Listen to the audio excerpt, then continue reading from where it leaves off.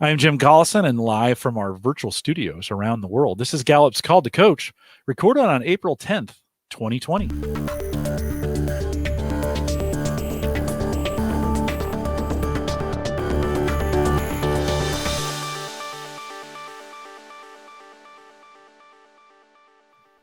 Call to Coach is a resource for those who want to help others discover and use their strengths. We have Gallup experts and independent coaches share tactics, insights, and strategies to help coaches maximize the talent of individuals, organizations, and teams around the world. If you're listening live, love to have you join us in our chat room. Actually, there's a link right above me there. You can click on that. It'll take you to YouTube. There's a chat room that is there. Just log in and join us in chat. We'll take your questions during and after the program there. If you have any questions after the fact, if you're listening to the recorded or the podcast version of this, you can send us an email, coaching@gallup.com. Don't forget, if you're listening on YouTube, you can subscribe down below. That will give us a like while you're down there doing that. That will alert you every time we go live. And if you want to listen to it as a podcast, maybe during your walks, because everybody is walking their dogs these days, getting out and getting around the block. If you want to listen to us as a podcast, search Gallup Webcast in any podcast player, both Android and iPhone, and you will find us there. Robert Gatzfa is our host today. Robert's a workplace consultant here at Gallup. And Robert, always great to see you, and welcome to Call to Coach. Great to be seen. Thank you, Jim. It's great to be here. I'm excited. I'm very, very happy to join. Well, we want to dig right in. We are looking at building a strengths-based culture. And Yes. This has been a very, very popular topic. 5 Yes. parts that we're going to be doing together over the next week. For the folks who are listening to this in its recorded version, all 5 may be there for you to binge on. That seems to be the popular way to do things these days. Why don't you get us started? Let's do a little bit of background first. What are the 5, and then we'll start digging into them one at a time. Sure. Yeah, very, very, very straightforward. I mean, the 5 steps that we've kind of narrowed things down to are, first, start with the CEO or some type of an executive sponsor, or it really doesn't work as well as it could. That's part 1. Part 2 is requiring everybody in the organization to take the strengths assessment, right? And make sure that everybody kind of gets involved with it. The third one is building the internal network of strengths coaches, if there is, or what we call strengths champions sometimes, however your organization works. And then step 4, how do we integrate strengths? I think it's very important, especially with the way things are changing in general around the world. How do we integrate strengths into our performance management programs? And that's happening more and more. I'm doing a lot more client work around that. So I think that'll be fun to talk about. And then finally, how do we transform our learning programs, our learning development programs, so that they have a more strength-based kind of approach to tie up all of the other 4 steps, really. So those are the 5. And like you said, today we'll be talking about 1 and 2. Give us a little preamble as we get started on this. Just a little background on the importance of this and why. The importance of it. Well, one of the things I think that I'd have to say is culture. Whenever you put culture around any word, right? Like we say strength-based. I want a strength-based team. I want to be a strength-based person. But when you start talking about building a strength-based culture, we're starting to really put a different layer on things. And I do a lot of work in our organizational ID part of our company, and culture, brand, and purpose, right? Those are the 3 areas. And so when we talk about brand, like how others see us, we talk about purpose, why we exist. Well, culture is really how do we live? How do we show up? And that's not something that you just flip a switch. No assessment's going to make that change. No assessment or top 5 posted around the office is going to change the culture. It has to be something that's really more ingrained into the organization and become part of it. And why we do it is because when we do, we have better performance, we have higher engagement, better customer service, higher profitability.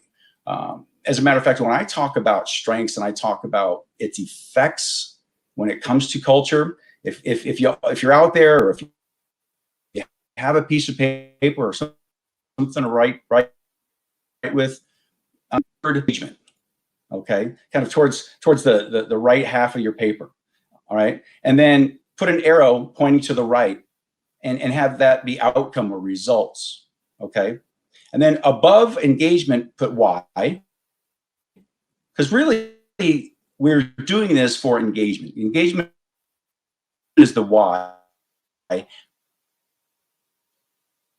performance or out, okay, engage performance, of raising engagement. And of course, before that is the who, and that's the people and the employees and the talent and the managers and everybody else. So it really is kind of this process. With strengths, you build engagement, and with engagement, you build performance. It's really as simple as that. So I like to look at it as kind of that strategic kind of set. And it's critical to an organization to differentiate itself. When we think about organizations, and we throw around this term kind of strength-based a lot. Can you, when we think about the true, and I even struggle a little bit to use the true, but a strengths-based organization that is doing it better than others, what kind of qualities do you see in that? What are they doing different that others aren't? That's a great question. One of the things they're doing is they're paying attention to it, right? It's top of mind. They're making it part of their daily routines. They're making it part of their daily conversations. It takes practice. It takes work. If you're going to create a culture of any type, strength-based or otherwise, it takes a lot of work, but it also takes a lot of studying, and a lot of integrating and a lot of communicating. And it really needs to become a big part of like how we live and how we show up. How are things getting done? How do we collaborate? How do we communicate? Those are all part of, of culture in general. And so when you see strengths being put behind them, it helps us kind of create this language and provide this sense of identity. It connects us, I think, a little bit more as an organization. It creates a sense of belongingness. It kind of unites us around common goals. And it really does allow us to differentiate ourselves and feel like we're a part of a bigger picture. Yeah. And at Gallup here, what do we know? We say strengths-based culture. What do we know about culture? Wow. That could be a whole lot of conversation here, Jim.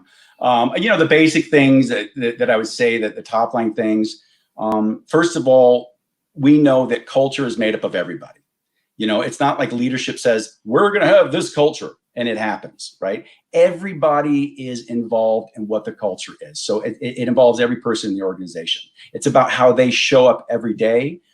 It's about how they treat each other, how they respect each other, how they support each other. It is seen in more behaviors than it's written on a wall or in a brochure. It's really a part of how we show up and get things done around here, right? It's about how we make others feel, and how we see them. That really kind of creates a culture because it almost forms an identity. Every organization, just like an individual, has its own identity. If you think of strengths as an individual or strengths of a team, well, an organization absolutely has its own kind of culture, its own identity, its own set of quote unquote strengths. So that's a really big part of it. And I think the important part as we look towards how do you make that happen, one of the biggest mistakes that I see leadership do is trying to make that happen. Right? You can't make it happen. It's kind of like a brand. You think you can make a brand and I'm just going to create great marketing materials and a great slogan and come up with some good communications. I will create a brand. No, it's like Jeff Bezos said, a brand is what people say about you when you're not in the room, right? Well, culture kind of happens. And when leaders try to come in and create culture or define like an aspirational state that, hey, we want to be this type of culture. They put this big vision out there. That doesn't really resonate. It's kind of disingenuous because you're putting something out there that you're not yet. I recommend, and Gallup always recommends, that we start, just like with strengths, start with what you naturally do well. Where are you right now? Identify where do you do your best as an organization? And then where's the gap to where we want to go? But you have to first define the reality of your current culture. So I think that's just a big part of just kind of setting the stage for, if you're going to move into strengths, first get a good grasp on your culture. What does culture mean in the organization? I mean, really, culture is kind of just shared beliefs and expectations and behaviors. Yeah, and almost like you need to do a cultural inventory to start with. What do we say? Yeah, an audit. It's good. What do we say about ourselves? What are our core competencies? What are the things we believe in and our values, right? And get that kind of out there. Okay, so we looked at the idea of strengths-based. We looked at the idea of culture. So as we think of these 5, and we're going to work on number 1 today, we say get C-level support, get that CEO involved. You just said a minute ago, like, you can't just dictate it and it happens. There's some things you have to do. So why is starting with the CEO so important? Why is getting that executive buy-in so important? Well, it's just like anything in an organization.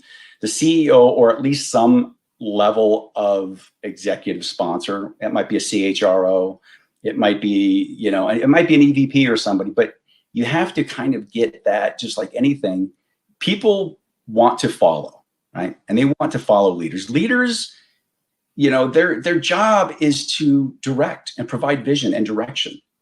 And one of the pitfalls that I think is out there is there's a big gap in that. Only about 59% of employees really can state and feel good about knowing what their organization stand for. And only about 13% agree that their organization communicates effectively to the rest of the organization. So you have these gaps. So when you're trying to do anything, if the CEO doesn't stand behind it, doesn't show it and display it, it's just not going to gain the momentum. And again, get infused into the culture. You might have a team that does it. You might have a division or a department or a location that does it, right? But in order to really have it be a part of the organizational culture, it has to start from the top. It's just extremely important. And they need to think of it beyond a strengths thing, right? Oh, I want to know my top 5. I want to know my strengths. I already know what I'm good at. You get a lot of leaders that say that, right? But when you start connecting, I always say, and at the summit last year, I said, don't talk about strengths to leaders. Talk about results. That little thing I told you to write out? If you talk about results and tying this to business performance, strengths becomes one of the ways to get there. Now their ears are up. Now they're listening. Now they understand what engagement does. And we have all the data that says engagement reduces turnover and absenteeism. It increases productivity, profitability. When they start to get their arms around that a little bit, they start to look at it as more of a business strategy. And when that happens, things really start clicking, because then they can open doors to support that type of learning and development. Robert, oftentimes the CEO or the staff, the leadership of an organization really drives that mission and purpose.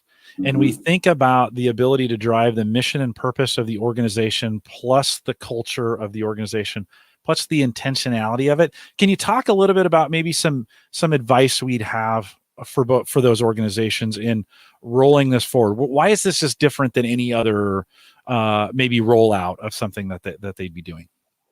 Well, it's different in the sense that it fuels so many different things, right? When people show up at their best, right? And when people are their best and learn how to communicate and collaborate and work with each other and build relationships together and have that common language and that sense of belonging, you just get more done and they just get more rewards. Performance increases, period, right? You see performance increase. When people are at their best, the organization's at its best. We have that best of us tool. Well, we don't just do that with teams. Man, we do that with entire organizations and bigger scopes, because when that starts happening, they just outperform their competitors when they do. It's simple science. It really is. It's in the data. We're talking to coaches, this not exclusively, but here on Call to Coach, we oftentimes talking to our coaching community.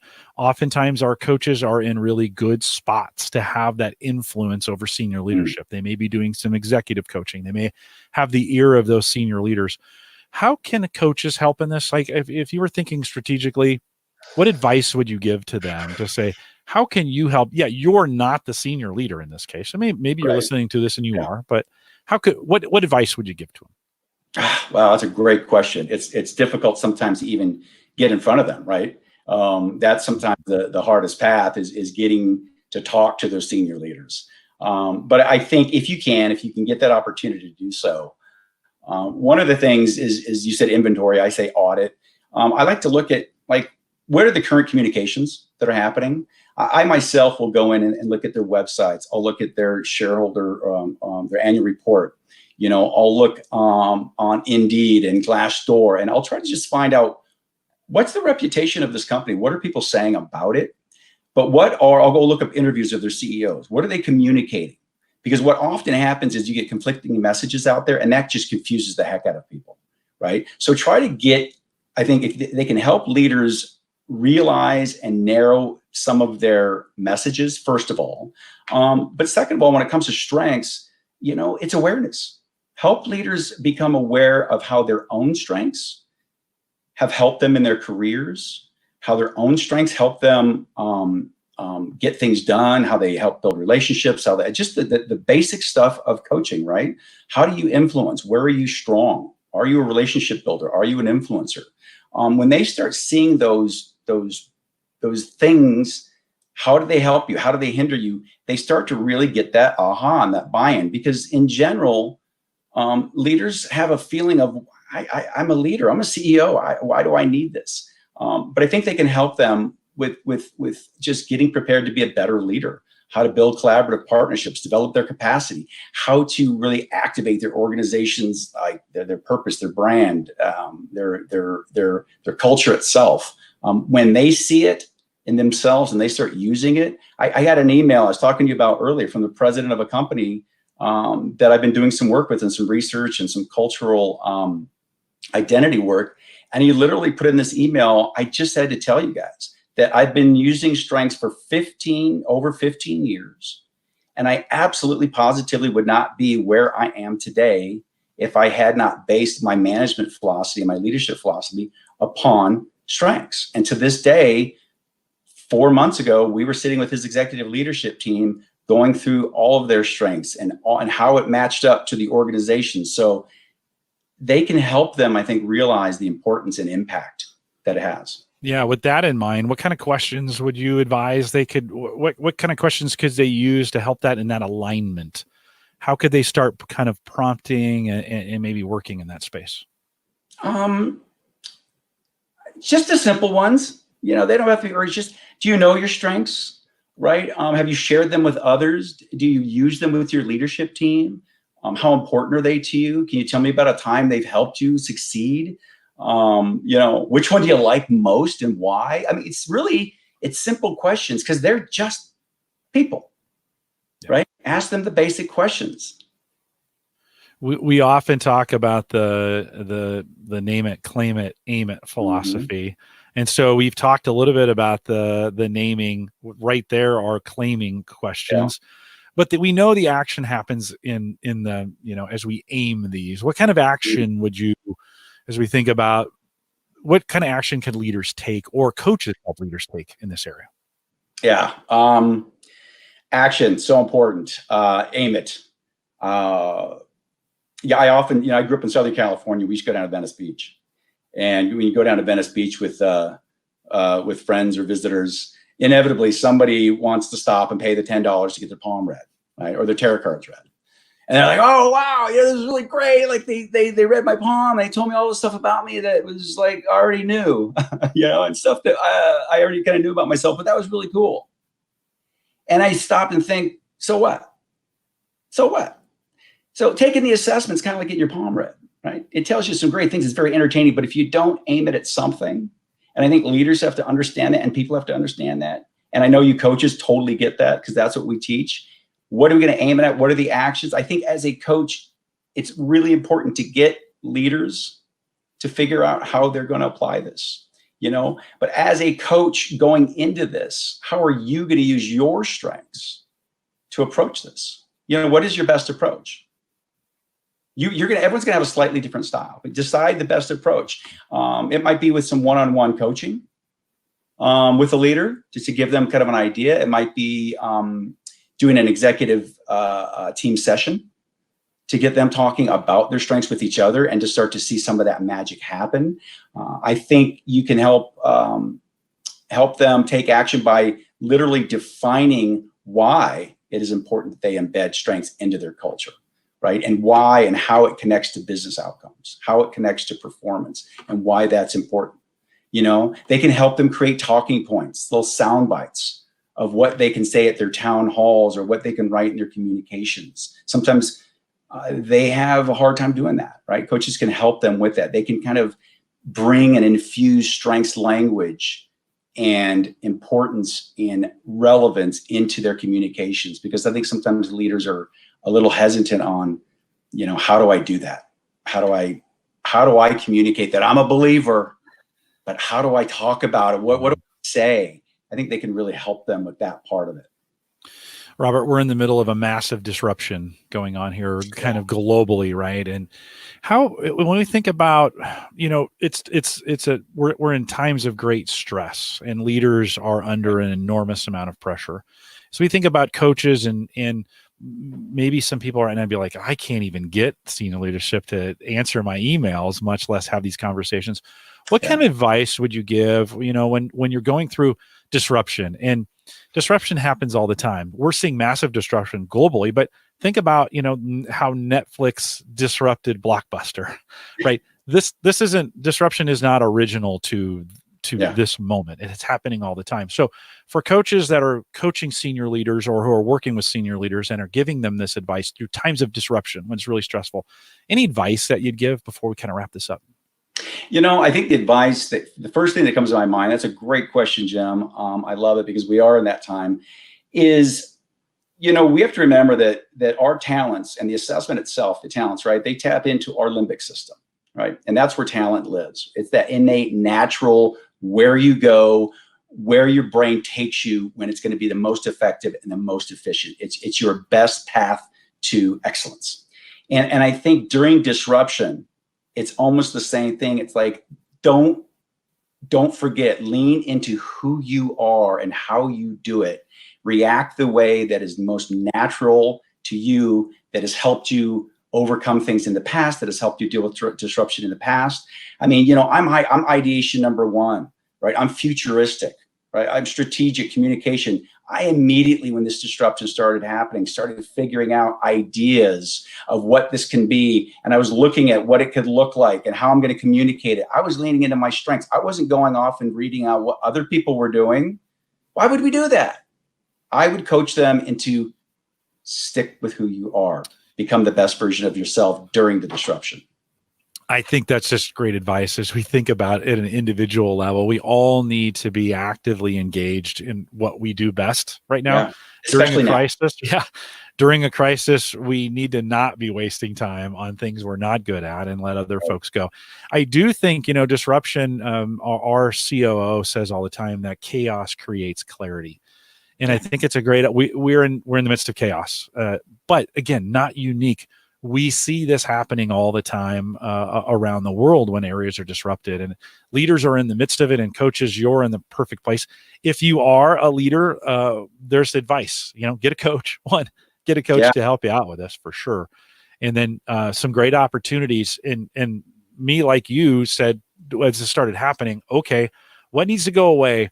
And what can I really focus on that'll give me the most bang for my buck? And so as we think about senior leaders, I think this is really important. I'm looking forward to part 2 with if you're listening to this as the podcast, we probably have the other 4 recorded for you, but we'll spend some additional time looking at part 2, because I think as we dig into this is super exciting. So Robert, thanks for joining us for part 1. We're looking forward to the rest of them as well.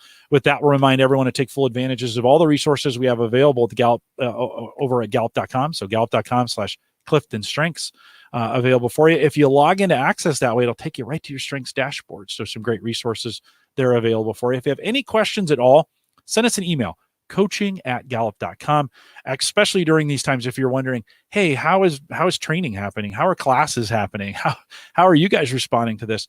We'd love to chat with you about that. So send us an email, coaching@gallup.com. Don't forget as well to join us for the now, speaking of responding, the 2020 Gallup at Work Summit has gone completely virtual. Yeah. And so you might want to check that out as well. Available to anybody around the world. And you can head out to gallupatwork.com, sign up for that and join us there. We'll miss seeing folks here in town, but gone completely virtual. And then don't forget to join us in our social areas. So facebook.com/groups/call to coach, or on LinkedIn, just search CliftonStrengths trained coaches. You don't have to be necessarily trained in that, but you can join us there. Ask for permission. I'll let you in. I want to thank you for joining us today. Again, if you're listening to us as a podcast, just go to the next one. If you're listening live, stay around. With that, we'll say goodbye, everybody.